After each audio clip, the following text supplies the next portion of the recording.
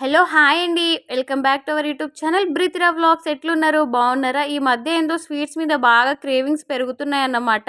ఇంకా బయట నుంచి 2, 3 టైమ్స్ తీసుకొచ్చాము. బయట నుంచి ఊకే తెచ్చుకోవడం ఎందుకులే అనేసి నేను ఇంట్లో ఈరోజు ప్రిపేర్ చేస్తున్నాను. అది కూడా స్వీట్ బాదుషా అన్నమాట.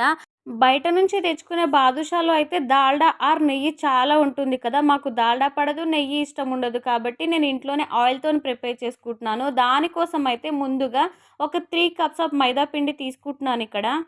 3 కప్స్ ఆఫ్ మైదా పిండి తీసేసుకొని మంచిగా జల్లించుకోండి. ఏమన్నా ఉండలుంటే పోతాయన్నమాట. నెక్స్ట్ వచ్చేసి కొంచెం ఆయిల్ అయితే వేడి చేసేసుకొని ఇందులోకైతే వేసేసుకోండి.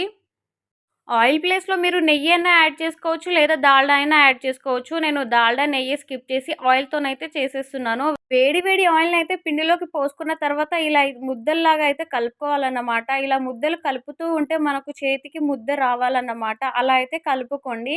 నాకిక్కడ ఆయిల్ కొంచెం తక్కువైనట్టు అనిపించింది. మళ్ళీ కొంచెం ఆయిల్ అయితే వేసేసుకున్నాను. ఇక్కడ ఆయిల్‌ని బాగా కలుపుకున్న తర్వాత మనం ఇలా చేత్తోని పట్టుకుంటే ఒక ముద్ద లాంటిది ఫార్మ్ అవ్వాలన్నమాట. ఫస్ట్ సారికైతే నాకు ముద్ద రాలేదు. సెకండ్ టైమ్‌కి ఇంకొంచెం ఆయిల్ వేసేసుకొని ఇంకా చేసుకున్నాను. ముద్ద అయితే వచ్చింది. ఇలా ముద్ద వచ్చిన తర్వాత నెక్స్ట్ వచ్చేసి 3 కప్స్ ఆఫ్ రైస్ తీసుకున్నాం కదా! ఒక కప్పు పెరుగు తీసేసుకోవాలి. పెరుగు తీసుకొని కూడా బాగా కలిపేసుకోవాలన్నమాట. పెరుగు ఎక్కడ కనిపించకుండా మనం పిండిలోకైతే మంచిగా కలుపుకోవాలి. తరువాత కొంచెం కొంచెం నీళ్ళు పోస్తూ అయితే మనం చపాతీ పిండిలాగా అయితే మైదా పిండినైతే కలిపేసుకోవడమే. ఇక్కడ పెరుగు యాడ్ చేసిన తర్వాత పిండి అయితే ఒక మంచి స్మెల్ ఒస్తదన్నమాట. వేడి ఆయిలు, పిండి, పెరుగు అయితే అన్నీ కలిపి ఉన్నాయి కదా! మంచి అరోమా అయితే వస్తుంది పిండిలో నుంచి. ఇలా నేను వీడియోలో చూపిస్తున్న విధంగా చపాతీ పిండిలాగా అయితే కలిపేసుకోవాలి. ఇలా ముద్దలాగా కలుపుకున్న పిండినైతే ఒక టవల్‌తోని మంచిగా కప్పేసి పక్కన పెట్టేసుకోండి. నెక్స్ట్ ప్రాసెస్ వచ్చేసి మెయిన్‌గా బాదుషాకి కావాల్సింది చక్కెర పాకం అన్నమాట. ఇంకా పిండి తడిచేలోపు మనం చక్కెర పాకం అయితే ప్రిపేర్ చేద్దాము. ముందుగా అయితే ఒక కడాయి తీసుకొని, ఒక కప్పున్నర షుగర్ తీసేసుకొని, ఒక కప్పు వాటర్ పోసుకొని చక్కెర పాకాన్నయితే బాగా మరిగించుకోవాలన్నమాట. పాకంలోకి మీకిష్టముంటే ఇలాచీ పౌడర్ లేదా ఇలాచీలు వేసుకోండి. ఫ్లేవర్ మంచిగొస్తది కాబట్టి. పాకం మరీ చిక్కగా అవ్వాల్సిన అవసరం లేదు. మళ్ళీ తీగ పాకమొస్తే చాలు. నెక్స్ట్ అయితే పిండి తడిచిపోయింది కాబట్టి, ఇంకా మనం నెక్స్ట్ బాదుషాలు ప్రిపేర్ చేద్దాము. ఈ బాదుషా స్వీట్ చేయడం అయితే చాలా సింపుల్ ప్రాసెస్ అండి అసలు. చాలా యమ్మీగా ఉంటాయి. చాలా టేస్ట్‌గుంటాయి. ప్రాసెస్ కూడా చాలా సింపుల్‌గా ఉంటదన్నమాట.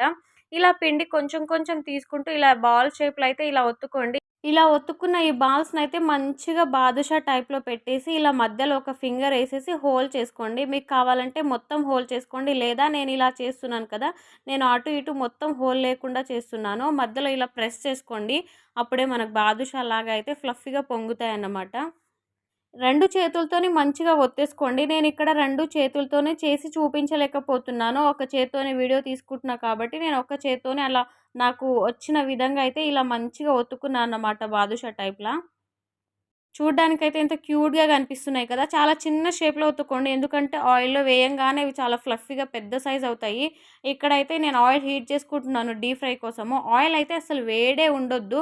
చాలా అంటే చాలా గోరువెచ్చగా ఉండాలి ఆయిల్ అనేది. ఆయిల్ చాలా గోరువెచ్చగా ఉండడం వల్ల మనం మెల్లిమెల్లిగా అన్నీ వేస్తూ ఉంటాం కాబట్టి అవి చాలా సేపటికి లోపల పిండి గూడా కుక్ అవుతదన్నమాట. అదే ఆయిల్ వేడి ఉందనుకోండి పైన పైన బ్లాక్ కలర్ వచ్చేసి లోపల పిండి అనేది ఉడకకుండా ఉంటుంది. కాబట్టి గోరువెచ్చని ఆయిల్‌లోనే మనం బాదుషాలు వేసి ఫ్రై చేసుకోవాలి మెల్లిగా. ఆయిల్ ఇక్కడ పెద్దగా వేడేముండదు కాబట్టి ఒకటొకటి మెల్లిగా వేసేసుకోండి. మీరు గమనిస్తే నేను బాదుషాలు వేసేటప్పుడు నా ఫింగర్ ఆయిల్ లోపల కూడా వెళ్తుంది. అంత గోరువెచ్చగా ఉన్నాయన్నమాట ఆయిల్ అనేది. ఇక్కడ చూస్తే మెల్లిగా ఇంకా పైకైతే తేలుతున్నాయన్నమాట బాదుషాలు. అలా తేలుతున్న కొద్దీ మనము టర్న్ చేసుకోండి. ఒకవైపు నుంచి ఇంకో వైపుకి టర్న్ చేసుకొని కొంచెం గోల్డెన్ బ్రౌన్ కలర్ వచ్చే వరకు ఫ్రై చేసుకోవాలి.